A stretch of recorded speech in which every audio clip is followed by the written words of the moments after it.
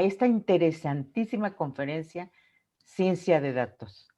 Nos la va a dictar el doctor Héctor Benítez Pérez, egresado con mención honorífica de la carrera de Ingeniería Mecánica Eléctrica de la Facultad de Ingeniería de la UNAM. Cuenta con doctorado por la Universidad de Sheffield. Actualmente es titular de la Dirección General de Cómputo y de Tecnologías de Información y Comunicación y es investigador titular B de tiempo completo en el Instituto de Investigaciones Matemáticas Aplicadas y Sistemas, el IMAS, de la Universidad de Guadalajara, perdón, ya me lo quiere llevar a la UDG, de la UNAM. Es miembro del Sistema Nacional de Investigadores Nivel 2, PRIDE-D, y miembro de las Academias Mexicanas de Ciencias y de Ingeniería. Él ha liderado 19 proyectos de investigación y de vinculación con diferentes instancias universitarias internacionales. En la modalidad tutorial participa en posgrados de ciencia e ingeniería de la computación. Es una presentación de una visión que he compartido de varios años con varios colegas, a los cuales algunos de ellos los voy a mencionar al final de dicha presentación, y que ha sido un trabajo de muchos años. Empezaré con una suerte de introducción y de cómo vemos a la ciencia de datos en varias perspectivas. ¿Por qué ciencia de datos? ¿Qué es lo que queremos de ciencia de datos? ¿Qué es lo que nos atrae de ciencia de datos? Permítanme, déjenme cerrar aquí y poder avanzar. Bueno, ciencia de datos, ¿por qué? ¿Qué es lo que queremos de ciencia de género? ¿Por qué no poder avanzar? Permítanme un momento, aquí está ya. Bueno, como les mencionaba, ¿qué esperamos de ciencia de datos o por qué estudiar ciencia de datos? ¿Por qué generar esta idea de ciencia de datos? Esta es una lámina del 2018 que nos ayuda mucho a ilustrar lo que vemos como ciencia de datos, como un dato, primero, que es una unidad, algo que nosotros podemos catalogar, clasificar, estudiar, analizar. Ese dato puede ser muchas cosas, puede ser un video, puede ser un segmento de audio, una fotografía, un segmento de un texto, una palabra, un carácter, o puede ser una imagen de muy alta resolución, o hasta un conjunto de videos puede ser el dato. Esto hace que nosotros observemos al dato como una suerte de unidad, pero sobre todo con una unidad que está representada por múltiples dimensiones. Y en este sentido, en esta idea de la multidimensionalidad, entonces se hace una tarea muy interesante para poder procesar la información y poder darle sentido pues, a la información que estamos observando llamada dato. La cantidad de información que generamos en términos de esto llamado dato alrededor del mundo, en el 2018 pues llegábamos a esta cantidad que ustedes pueden observar en su pantalla, en distintos foros, en distintos formatos. Más aún, lo interesante de esto es que no solamente conformamos toda esta información, sino que también como seres humanos le damos sentido a esta información, la catalogamos, la estudiamos, generamos patrones de conducta y por supuesto generamos análisis sobre esta información. Varias empresas han nacido a través de los años, en los últimos 20 años se han fortalecido en este contexto del análisis de datos y cómo entregarle al usuario una mejor idea de lo que está buscando. El mejor ejemplo es Google con su buscador, al ser un buscador tal que nos permita detectar información, no la correcta, pero sí la más cercana, que es suficiente para que nosotros podamos decir que es información válida. Otras grandes empresas que se han desarrollado, pues es Twitter, es Facebook, YouTube, que son empresas no solo que se basan en el dato, sino que también son de análisis de información a muy alta escala. Y otro punto que es importante es que no conocen fronteras. Lo mismo dan el servicio en algún país en Europa, como en Latinoamérica, como en Asia, porque tiene que ver mucho de cómo se maneja el canal de comunicación que es el Internet. Algo que ustedes, al igual que yo, sabemos en esta idea del dato, es que grandes sectores de la población, por lo tanto, no conocen cómo se trabaja con sus datos, ni han podido desarrollar la idea de decir, bueno, son mis datos, y mis datos pueden ser no solamente mis datos biométricos o mis datos de análisis de mi persona, sino también puede ser análisis de mi conducta familiar, de mi conducta de compras, de mi conducta con mis amistades, o aquello que realmente no me gusta y que no deseo ver. Bueno, eso genera una conducta. Grandes sectores de la población en ese sentido, pues no están totalmente conscientes de esa conducta, con lo cual ciertos sectores de la población los están observando. Pero iré desarrollando ese tema al final de la plática. ¿Qué se espera de esto? Pues construir soluciones a problemas y retos del ser humano. Detección temprana de enfermedades, clasificación de nuevas especies, predicción del riesgo financiero, diseño de nuevos materiales, estimación del crecimiento económico, cómo podemos ver un par de palabras que aquí creo que son importantes. Detección, predicción, estimación. Y me referiré a ellas en otro momento de la plática. Bueno, ¿qué hace un científico de datos? Identifica, selecciona, extrae, integra y prepara datos para analizarlos mediante modelos matemáticos y métodos computacionales para generar información y conocimiento a partir de ellos. Construye herramientas que permiten la toma de decisión inteligente. Yo pondría también la palabra automatizada. Y la solución de problemas complejos en diversas áreas científicas, tecnológicas, empresariales y sociales. Como se dan cuenta, este conjunto de herramientas en donde englobamos a la ciencia de datos, o que se engloban a partir de la ciencia de datos, pues tienen impacto en distintos sectores de la población o distintos sectores de comercio que pueden generar valor agregado de muy diversa índole a través de los datos. Una de ellas es cómo contar historias con los datos. Eso es algo muy interesante que espero poder reflejarlo en algún momento de la plática y si no, comentarles al final de la misma conversación. ¿Qué esperamos de la ciencia de datos y cómo la estamos viendo a la ciencia de datos? Bueno, esta es una imagen ya muy conocida de Drew Conway que nos permite observar a la ciencia de datos con tres grandes ejes. El conocimiento científico, que es el conocimiento científico y específico del área, es decir, de aquello que estamos observando, del fenómeno que estamos viendo, de lo que podemos nosotros catalogar como la fuente del dato. Es muy importante tenerlo esto claro. Esa es la experiencia del operador, de la experiencia del científico original donde se está generando los datos. Esa es muy importante, debemos de conocerla, debemos tenerla muy clara. Por supuesto, habilidades de programación para poder expresar los datos en términos de alguna estructura, alguna suerte de representación algorítmica para poder de ellos poder obtener información. Y sobre todo, visualizarla. Cómo poder obtener información valiosa que le haga sentido al resto de la población en términos de los datos. Por supuesto, conocimientos de matemáticas y estadística para poder hacer esta representación estructural de la información. Hay en varias áreas donde nos conjuntamos, por ejemplo, en el aprendizaje de máquina, que es esta suerte de algoritmos automatizados. Algunos lo conocen como inteligencia artificial. Yo diría que es una parte muy particular de la inteligencia artificial.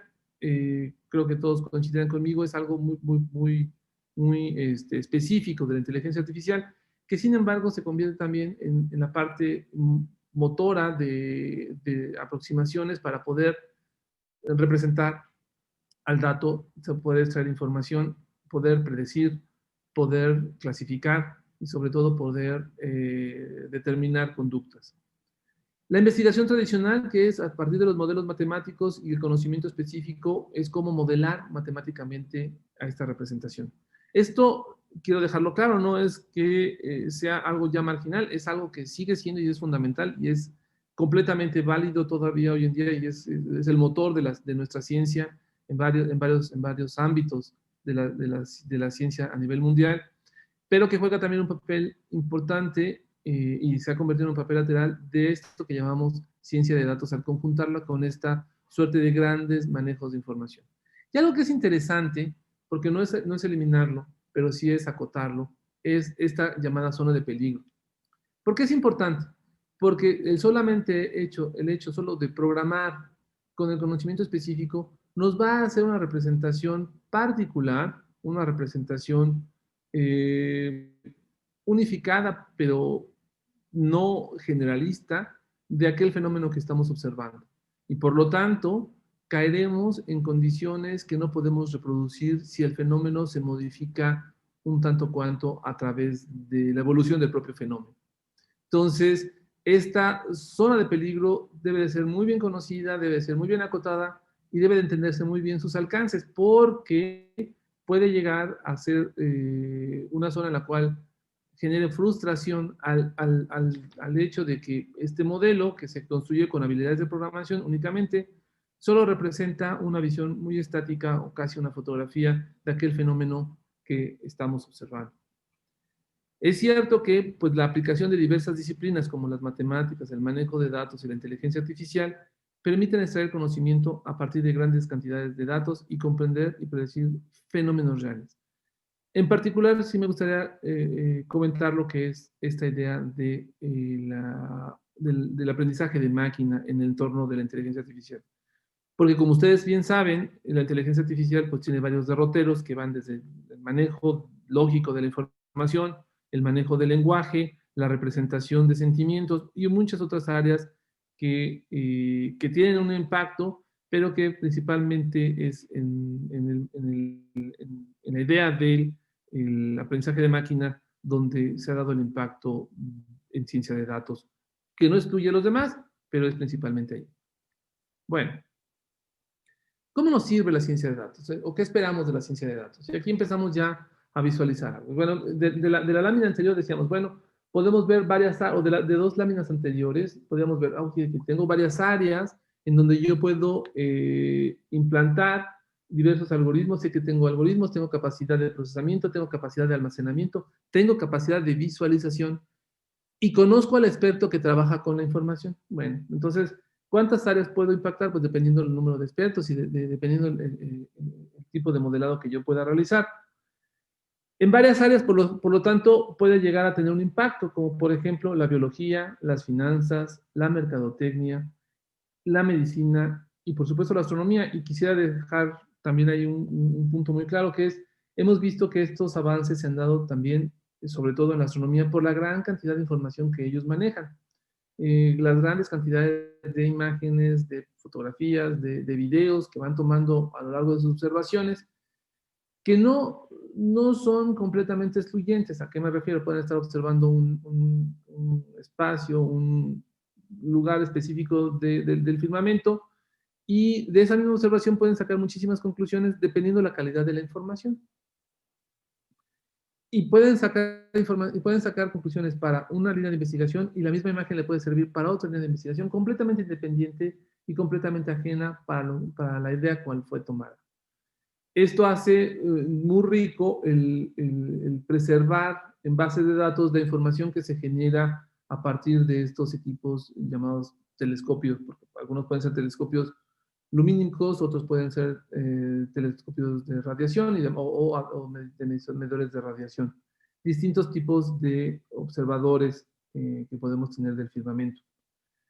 En la medicina, ya me gustaría referirme a ella en un ejemplo, sobre todo de salud pública, es para predecir enfermedades, para prevenir riesgos de salud, para identificar mejores tratamientos. Y algo que aquí me gustaría dejar también claro en estos días que estamos viendo de pandemia, es el hecho de poder tomar decisiones de política pública en términos de lo que está ocurriendo con los datos y cómo lo estamos observando. Bueno, el gran reto, y esto, y aquí empezaría a mostrarles una parte importante de este análisis, es lo siguiente. El gran reto es tener información, saber que hay un comportamiento, saber que esa información me representa algo, tener el feeling de entender que ahí hay algo que es valioso, que no son datos aleatorios solamente, sino que sí se está representando una conducta y no poder plantearlo. No saber cómo representar dicha información, cómo clasificar esa información, cómo poder obtener modelos predictivos, cómo poder obtener modelos de correlaciones y cómo poder actuar a partir de toda esa información, porque sé que la estoy midiendo, sé que la puedo ver, pero no entiendo claramente. Y por lo tanto, lo que entendemos en este sentido es que necesitamos de un método, necesitamos de una estrategia, de una suerte de aproximación que nos permita hacer varios aspectos a lo largo del dato. Por un lado va a ser, bueno, primero tomarlos, las distintas fuentes de datos, conocer al dato, por eso es importante tener al experto para que nos explique el fenómeno que estamos observando, lo que significan los datos. El limpiar los datos, el poder, limpiar no significa eliminar, limpiar significa caracterizar, escalar de manera correcta la información, convertirla de manera tal que nosotros podamos utilizarla de manera sensible con diversos algoritmos. Posteriormente, una suerte de preprocesamiento de la información, esa es básica, que tiene que ver con obtener conductas, de nuevo, básicas o fundamentales de aquellas fuentes de información, de nuevo, con la mano del experto. Ya lo que es muy importante, que me referiré en otra transparencia, pero me gustaría señalar, es saber lo que vamos a obtener de la información. No con esto quiero decir que estamos repitiendo algo que ya sabemos que va a suceder, sino es con el experto del fenómeno, entender que no podemos observar ciertas conductas o no podemos modelar ciertas conductas que sin embargo sabemos que de alguna manera se están presentando. Este paso final, este paso último, ulterior, es importante para poder decir, por otro lado, oye, ya sé que por acá me encuentro en algún momento voy a llegar y por lo tanto saber que esta suerte de análisis me puede llevar. Y en esta idea final de la visualización, una vez que pasa el preprocesamiento, viene un análisis que tiene que ver con aquella información ya sensible y escalable que tenemos de las diversas fuentes de información, en cómo la podemos procesar a través de diversos algoritmos de representación, digamos, con una base matemática. Y estadística, por supuesto. A la par, después de construir estos modelos, es cómo ahora procesamos el resto de nuestra información. Y ahorita les platico qué significa este resto de información. Para poder buscar esas conductas similares alrededor de nuestras fuentes de información, con el afán de predecir, categorizar, analizar o modelar a nuestra información y, por supuesto, al fenómeno que estamos observando, o a la conducta del fenómeno que estamos observando.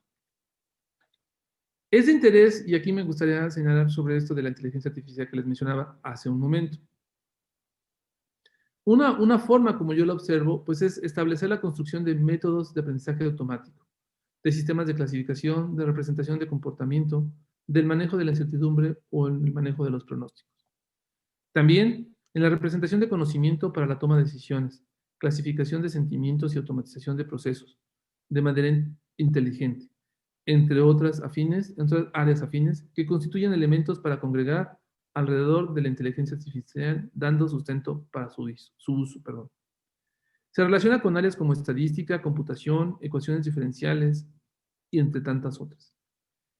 El concepto mismo de esta idea de inteligencia artificial, pues es algo que se ha convertido, aun cuando nace en los 70s con una idea muy clara, el concepto mismo se ha hecho nebuloso y podemos ver varias áreas de conocimiento que se pueden englobar dentro de esta idea de inteligencia artificial.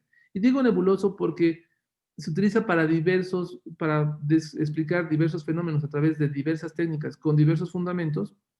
Se utiliza el mismo concepto de inteligencia artificial, que en el sentido más puro es una suerte de automatización de la propia conducta que podemos estar observando.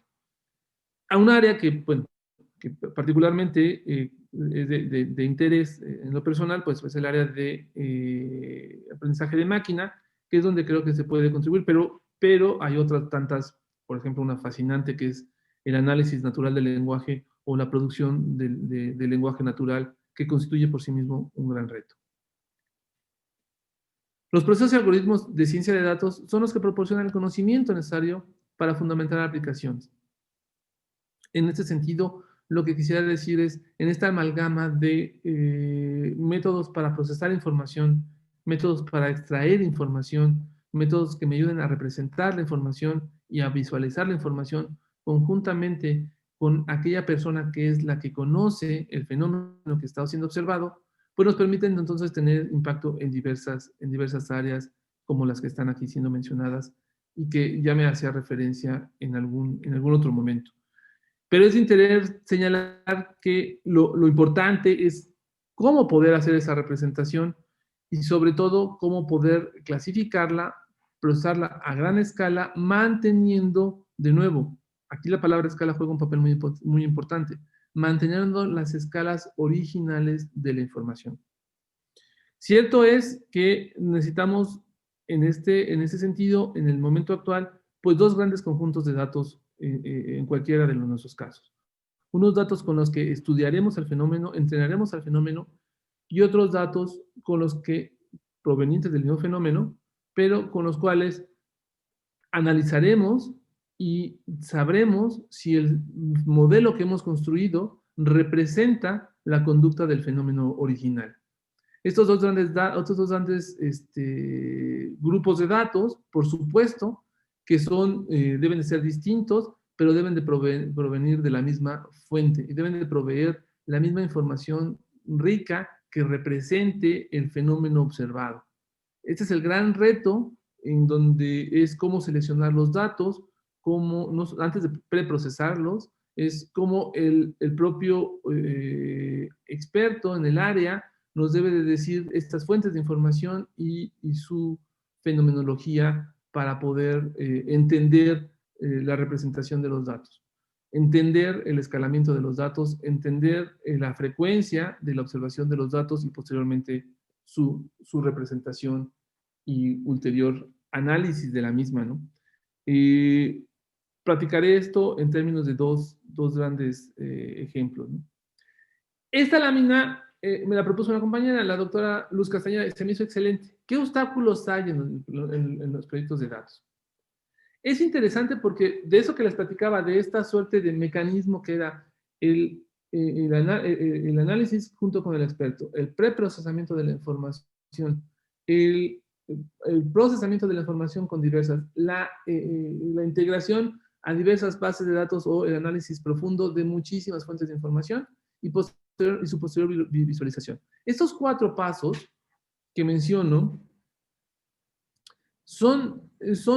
cada uno va a implicar un reto, pero ¿por qué vamos a encontrar muchos obstáculos? Uno de ellos es los datos, pues no tienen una limpieza adecuada, pero no conocemos bien a nuestros datos. Y no sabemos qué dato es no solo el correcto, sino qué dato sí ha sido sensible o ha sido impactado por el fenómeno o la conducta del fenómeno que estamos observando. Falta de talento en Data Science, yo diría, más que falta de talento, es una falta de esta suerte de estructura de cómo podemos llegar a generar este mecanismo para el análisis de datos. Falta de claridad en el reto al resolver, eso es muy importante. Este punto número 4 para mí es fundamental.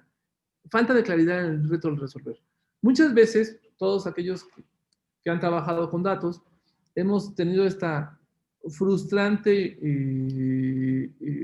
idea que es que se acerca alguien que me dice, tengo muchos datos, ahí juega con ellos y me dices que te encuentras, como si fuera magia. Esto es algo, pues es frustrante porque pues, la persona que analiza datos dice, pues, ¿qué les veo, no? Es decir, ¿qué les obtengo, no? O sea, ¿qué elimino? Y es allí donde es este primer intangible, que es el conversar con el experto, entender a los datos, entender el fenómeno, entender lo que se está estudiando, entender el comportamiento del fenómeno para poder a partir de esto decir cómo son sensibles los datos, cómo son sensibles las distintas fuentes de información. Porque pues esta idea de juega con los datos, pues uno puede llegar a mucho, puede representar muchas cosas, pero necesita esta suerte de retroalimentación de aquella persona que estudia el fenómeno para poder dar una muy buena interpretación. Por cierto, y por supuesto, de repente nos encontraremos con esta situación de datos no disponibles o difíciles de acceder. Esto es algo que en muchos proyectos, y estos son los porcentajes de algunos proyectos que se han encontrado, es los datos de no disponibles o difíciles de acceder. Esta idea es interesante porque es como una organización. Sabemos que tenemos muchísima información, tenemos muchísimos datos, pero no sabemos quién tiene los datos, o hay distintos cotos de influencia en que nos dicen, pues son mis datos y no los puedes observar, o solo vas a observar los que yo quiero. Y eso es un problema sobre todo organizacional. Romper estos vínculos o esta suerte de, ¿cómo llamarlo? De inercia, esta suerte de inercias es muy importante para poder dar algo que va a beneficiar a todos, que es el análisis de la información y que les puede servir para la toma de decisiones. Me salto resultados no utilizados por tomadores de decisiones. En ese sentido, es algo que también todos los que hemos manejado datos es muy importante y que tiene que ver con aquel punto que les mencionaba sobre la visualización de la información. Dada la complejidad de todo el proceso, bueno, analizamos el dato, procesamos la información, obtenemos información y damos algún resultado. Pues bueno, esto es de interés, es valioso, nos representa una suerte de información. Sí, está interesante, pero ¿cómo le damos a conocer a un tomador de decisiones la información? Eso no es sencillo porque tiene que ver con el concepto de visualización, que es cómo podemos representar en una imagen o en algún sistema visual aquello que estamos nosotros, porque no solamente es una imagen, puede ser un video, cómo estamos nosotros obteniendo la información. Pongo un ejemplo muy típico, el análisis del pulso sanguíneo. El médico por siglos ya ha entendido el análisis del pulso sanguíneo al escuchar el latido del corazón o el latido o el movimiento de las venas. Cualquier mecanismo que les pueda ayudar a obtener de manera frecuencial la información de cómo se comporta el flujo sanguíneo, si no le damos al doctor o al médico, no le damos ese feedback de cómo se escucha dicho flujo, es parte de su experiencia, es parte de su formación, y en ese sentido es cómo, de nuevo, cómo visualizamos la información tal que al experto le haga sentido lo que estamos encontrando. Y es ahí donde esta parte final es tan básica como las anteriores, tan fundamental como las anteriores, porque es la representación del conocimiento. Y en esto se basa en explicar la información para todos los demás. Una limitante son las herramientas tecnológicas, claro. Demasiada personalización en el entorno de trabajo, sí, porque yo diría que en términos organizacionales, ahí es donde tenemos un problema de convertir a todos nuestros colaboradores en expertos de un área. Esto debemos de poder soltar la información, poder darla, y esto tiene que ver con una suerte de inteligencia organizacional. La necesidad de coordinación con TI, y esto es importante en este sentido, y me gustaría después pasar al último punto de esta propia transparencia. La necesidad de coordinación con TI. Si se dan cuenta, lo estoy separando, o se está haciendo separado de tecnologías de la información. ¿Por qué es esto? Porque esto es análisis de información, esto es análisis de datos. Esto tiene que ver en un punto en procesar la información, en un punto tiene que ver cómo proceso la información, cómo la visualizo, cómo la hago más eficiente, cómo ingreso la información.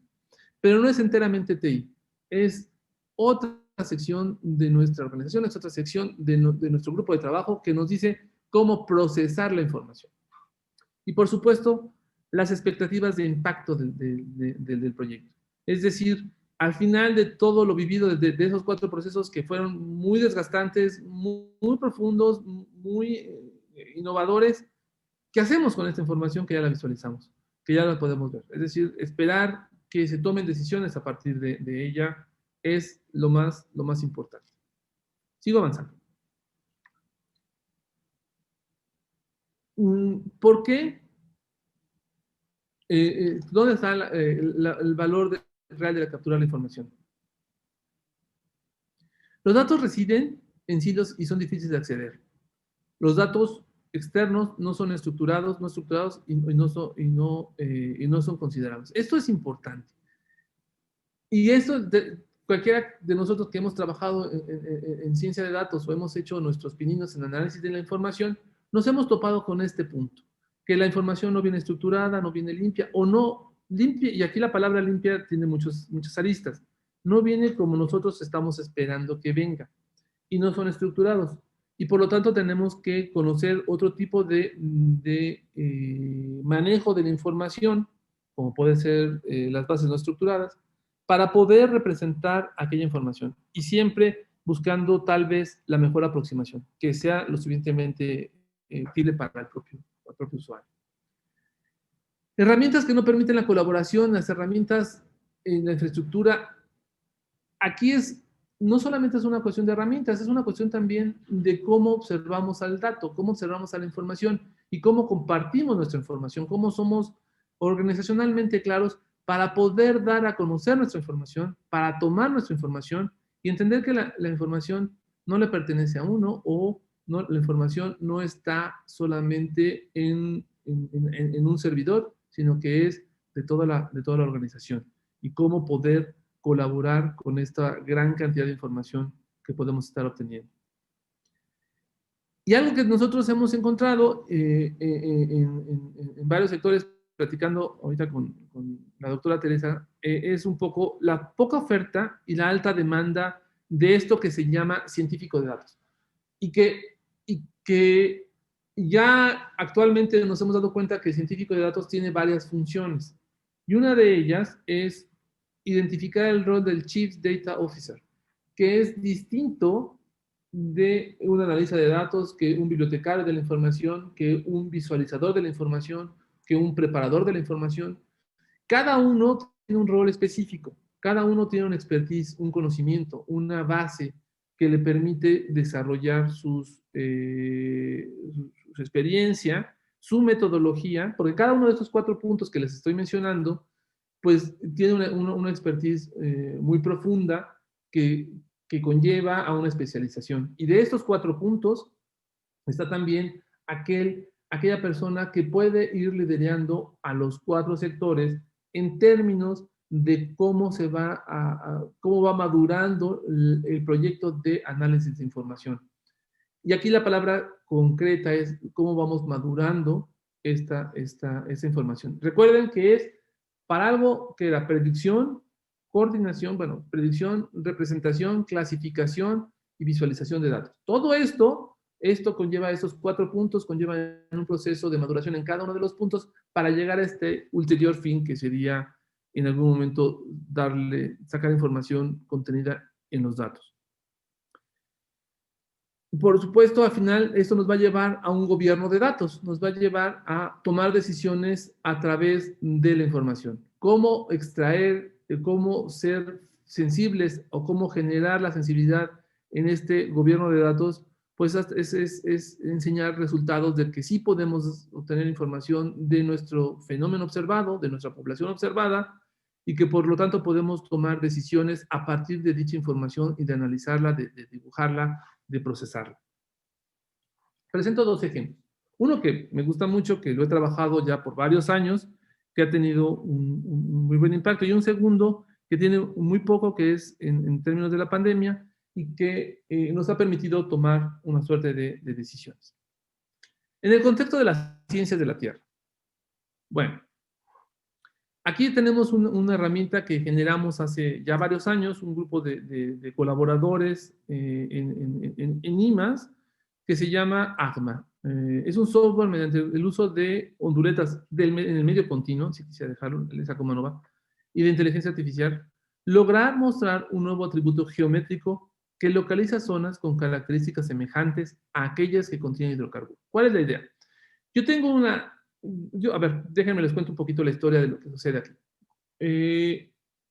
Lo que hace varias compañías petroleras, entre ellas Pemex, es generar, cuando dicen, bueno, yo sé que aquí puede haber petróleo o hidrocarburo en un área extensa del territorio nacional, hacen algo que es obtener la sísmica del subsuelo. Lo hacen con explosiones controladas, ponen una suerte de geófonos en puntos claves alrededor del terreno y generan una explosión controlada.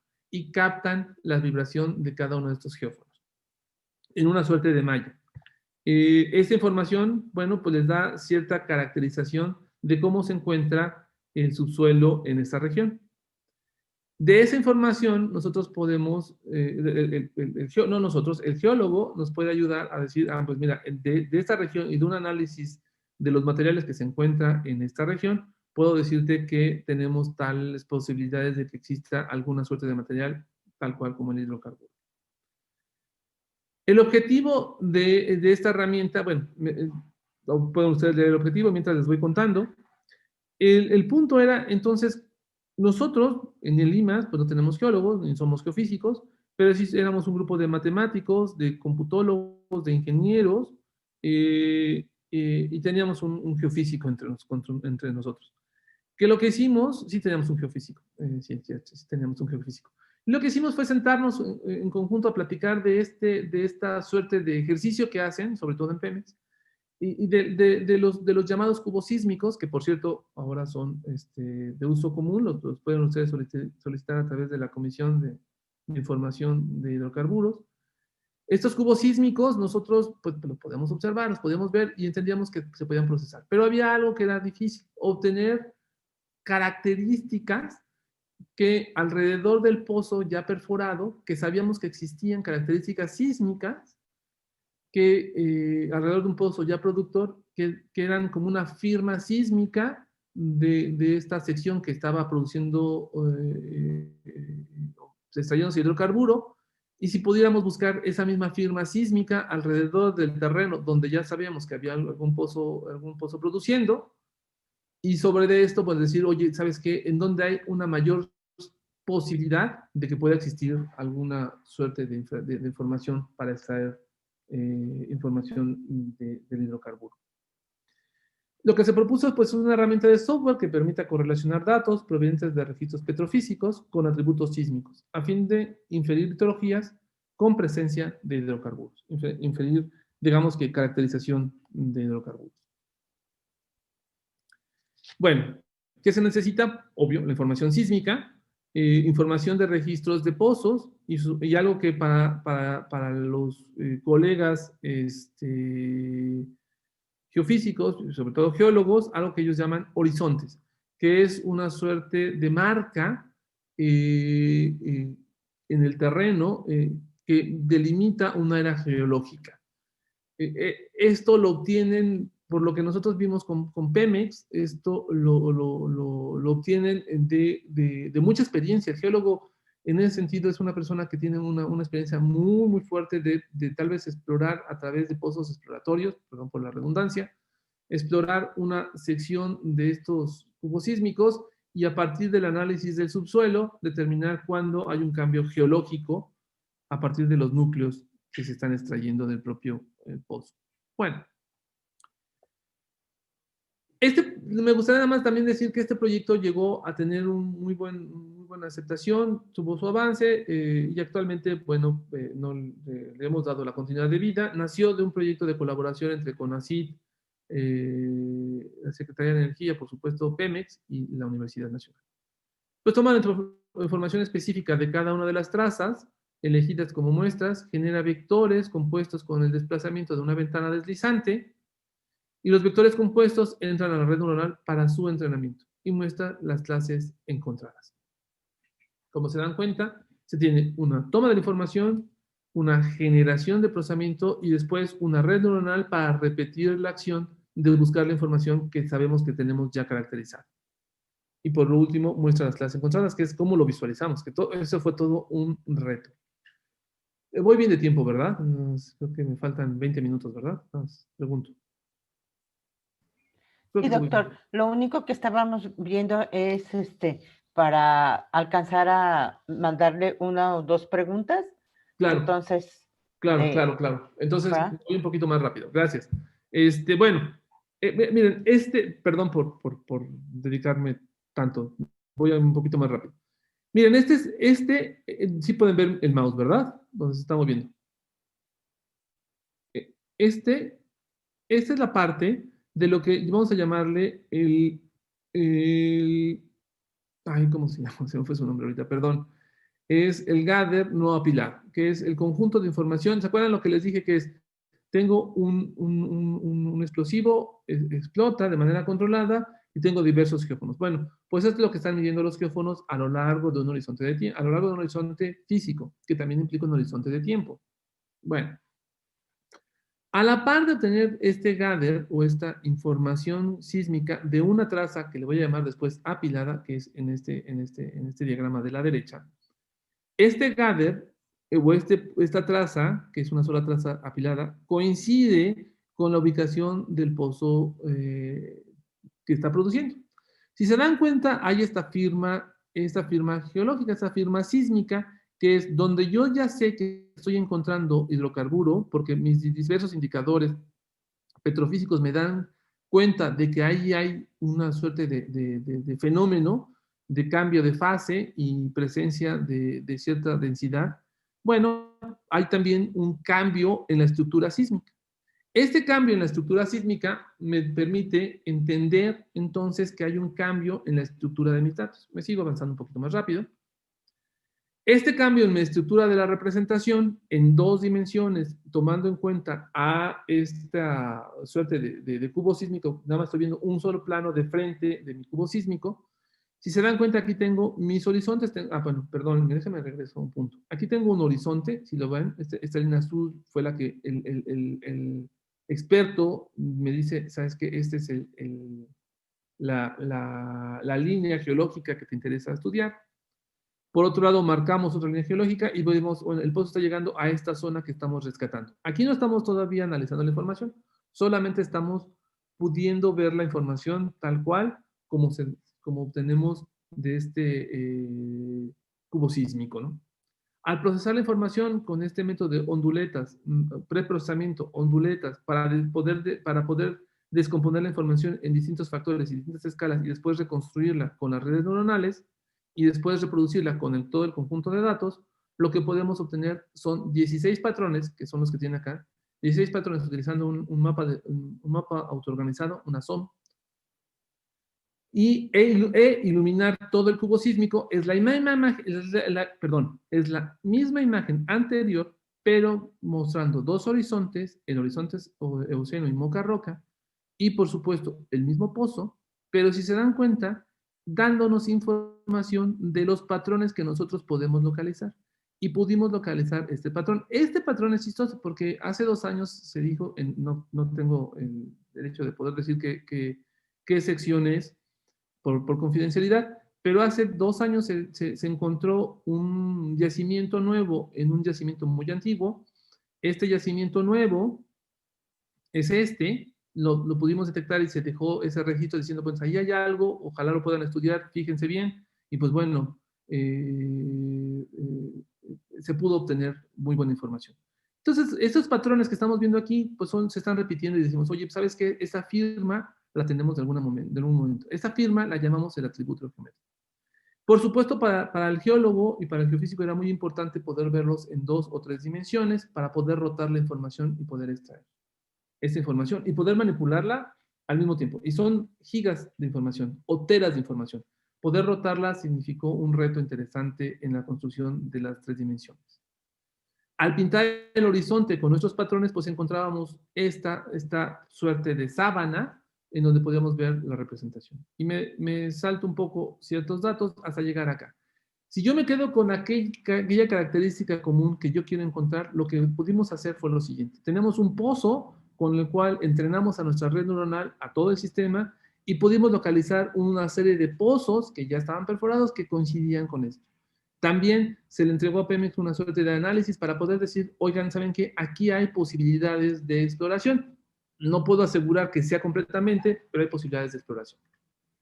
Y bueno, pues un análisis gráfico de todo lo encontrado en el análisis. Ahora, en el contexto actual de la pandemia, me quedan 10 minutos, 15 minutos, me gustaría un poco más rápido.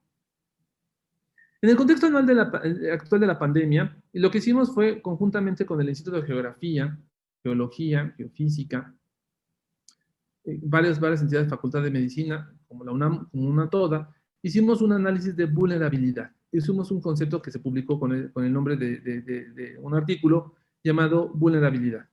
Esto es más o menos así. Se construyó un índice que se llama el índice de vulnerabilidad, que tiene 3 dimensiones: la demográfica, la de salud y la socioeconómica. Esto lo hicimos en mayo de este año, que era una colección de indicadores y una ponderación de los indicadores que le llamábamos vulnerabilidad. Vulnerabilidad.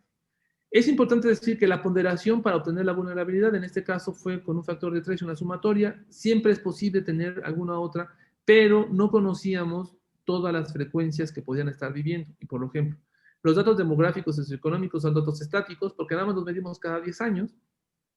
Nos basamos en la encuesta que genera el INEGI. Y los datos de salud son datos que van cambiando mucho más rápido que podríamos tener. Uno de los indicadores, por ejemplo, de vulnerabilidad en términos de lo que generábamos era el grado de vulnerabilidad, medio, alto y muy alto. Si vemos la dimensión demográfica, una determinación era pues, la población de lengua indígena, porque era un grado muy alto, porque por las condiciones en las cuales podían estar viviendo muchas de estas personas, en términos de los municipios, en cómo los podíamos ir clasificando. A partir de esta clasificación de este índice de vulnerabilidad con estas 6 dimensiones, pues clasificamos todos nuestros municipios. Y lo que podíamos detectar era la vulnerabilidad por municipio en diversas regiones del país, en donde podemos ver que la vulnerabilidad era menor, crítica, alta o muy alta, y las condiciones de que, bueno, cómo se va a poder expandir esta suerte de pandemia, y dado que era muy alta o era crítica la situación en la que estaba viviendo en términos de vulnerabilidad cierto sector de la población, pues era tomar medidas, porque si se infectaba alguno de los municipios que eran muy vulnerables, pues al final no iba a haber los recursos médicos o los recursos de salud para poder tomar alguna decisión y poder reparar algún daño o poder alguna estrategia sobre la pandemia.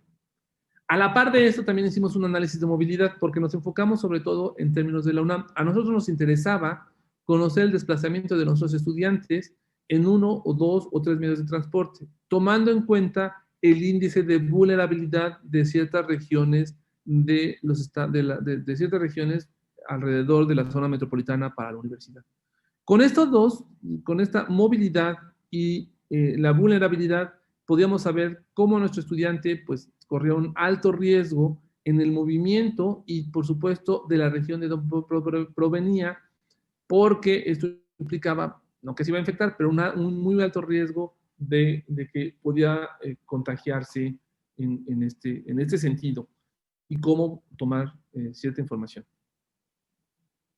El número de contagios por municipio con campi en la universidad, para nosotros era muy importante obtenerlo. Déjenme regresar a una lámina, porque eso nos permitía entonces determinar en este mapa cómo se encontraba nuestra población, dónde estaba nuestra población y también cuál era el riesgo que tenía si esta población empezaba a tener un movimiento más alto. Si nos enfocamos solamente en este término de la movilidad, lo que pudimos decir era, bueno, solamente ahorita estoy mostrando la zona metropolitana, pues es los alumnos cómo pueden llegar caminando a ciertos planteles de la universidad, o cómo pueden llegar con alguna suerte de un medio de transporte a diversos planteles dentro de la universidad. Dicho análisis en términos de datos, lo que nos permitió fue obtener, con base en un semáforo rojo, naranja, amarillo y verde, obtener situaciones en las cuales sabemos que el estudiante cuenta con dispositivo, pero no tiene una conexión de internet, no cuenta con ningún dispositivo móvil, pero cuenta con conexión en casa, o no cuenta ni con dispositivo ni con conexión. Y con base con el análisis anterior geográfico y de vulnerabilidad, pudimos establecer de manera, y estamos en eso construyendo, de manera tal que podamos darle préstamos a nuestros estudiantes de equipo, abrir nuestras instalaciones para que se muevan a nuestras instalaciones en términos del uso de una red inalámbrica o el uso de centros de acceso de equipo para uso en el plantel.